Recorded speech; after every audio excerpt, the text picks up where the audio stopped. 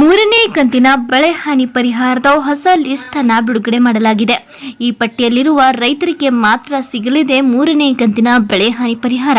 ಹೌದು, ಪಟ್ಟಿಯನ್ನು ಚೆಕ್ ಮಾಡುವುದು ಹೇಗೆ ಸಂಪೂರ್ಣ ವಿವರದೊಂದಿಗೆ ನಾವು ಈ ವಿಡಿಯೋದಲ್ಲಿ ನೋಡೋಣ. ಈ ವಿಡಿಯೋ ತಪ್ಪದೆ ಕೊನೆವರೆಗೆ ನೋಡಿ ಮತ್ತು ನಮ್ಮ ವಿಡಿಯೋ ಇಷ್ಟವಾದರೆ ಲೈಕ್ ಮಾಡಿ ಮತ್ತು ಶೇರ್ ಮಾಡಿ ಮತ್ತು ಇಂಥ ಹೆಚ್ಚಿನ ಮಾಹಿತಿಯನ್ನು ತಿಳಿಯಲು ನಮ್ಮ ಚಾನೆಲ್ ಅನ್ನು ತಪ್ಪದೆ ಸಬ್ಸ್ಕ್ರೈಬ್ ಮಾಡಿ. ರೈತರಿಗೆ ಬರ ಪರಿಹಾರ ಹಣ ನೀಡುವ ವಿಚಾರವಾಗಿ ಈಗಾಗಲೇ ರಾಜ್ಯ ಸರ್ಕಾರದಿಂದಲೇ ರೈತರಿಗೆ ತಲಾ 2,000 ರೂಪಾಯಿ ನೀಡಿದೆ.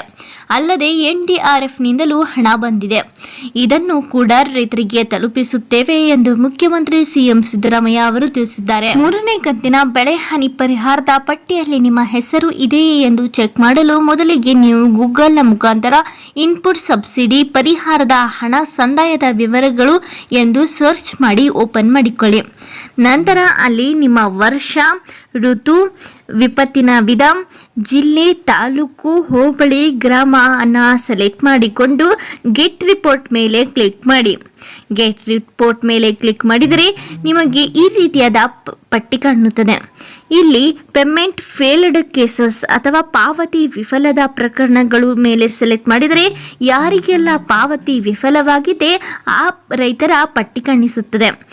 ನಂತರ ಇಲ್ಲಿ ಪೇಮೆಂಟ್ ಸಕ್ಸಸ್ ಕೇಸಸ್ ಅಂದರೆ ಪಾವತಿ ಯಶಸ್ಸಿನ ಪ್ರಕರಣಗಳು ಮೇಲೆ ಕ್ಲಿಕ್ ಮಾಡಿದರೆ ಯಾರಿಗೆಲ್ಲ ಪಾವತಿ ಯಶಸ್ಸಾಗಿದೆ ಅವರ ಪಟ್ಟಿ ನೀವು ನೋಡಬಹುದಾಗಿದೆ. ಈ ಪಟ್ಟಿಯಲ್ಲಿ ನೀವು ನಿಮ್ಮ ಎಂಟ್ರಿ ID, ಅಪ್ಲಿಕೇಶನ್ ನೇಮ್, ಫಲಾನುಭವಿಯ ಹೆಸರು, ಸರ್ವೆ ನಂಬರ್, ಬೆಳೆಯ ಹೆಸರು, ಬೆಳೆಯ ವಿಧ ಮತ್ತು ಬೆಳೆ ವಿಪತ್ತಿನ ಬೆಳೆ ನಷ್ಟವಾದ ವಿಸ್ತೀರ್ಣವನ್ನ ನೀವು ಇಲ್ಲಿ ನೋಡಬಹುದು. ಬರ ಪರಿಹಾರ ಹಣವು ಜಮಾ ಯಾರಿಗೆಲ್ಲ ಆಗಿಲ್ಲ ಅಂತವರು ಹೋಗಿ NPCI ಸೀಡಿಂಗ್ ಕಡ್ಡಾಯವಾಗಿ ಮಾಡಬೇಕಾಗುತ್ತದೆ ಮತ್ತು ಆಧಾರ್ ಕಾರ್ಡ್ಗೆ ಸೀಡಿಂಗ್ ಸಹ ಮಾಡಬೇಕಾಗುತ್ತದೆ.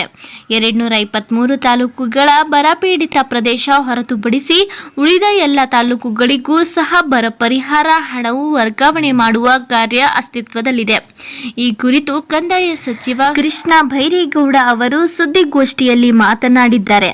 ಉಳಿದ ಎಲ್ಲ ತಾಲೂಕುಗಳಿಗೆ ಸಹ ಬರ ಪರಿಹಾರದ ಹಣವನ್ನ ಖಂಡಿತವಾಗಿ ಕೊಡುತ್ತೇವೆ ಎಂದು ಭರವಸೆಯನ್ನ ಕೊಟ್ಟಿದ್ದಾರೆ. ಅಲ್ಲದೆ 2024ರ ಮುಂಗಾರು ಮಳೆಯು ಇನ್ನೇನು ಕೆಲವೇ ದಿನಗಳಲ್ಲಿ ಆರಂಭವಾಗುತ್ತಿದ್ದು ಬಿತ್ತನೆಯ ಬೀಜ ಪಡೆದುಕೊಳ್ಳಲು ರೈತರು ಸಾಲಾಗಿ ರೈತರ ಸಂಪರ್ಕ ಕೇಂದ್ರವನ್ನ ಸಂಪರ್ಕ ಮಾಡುತ್ತಿದ್ದಾರೆ.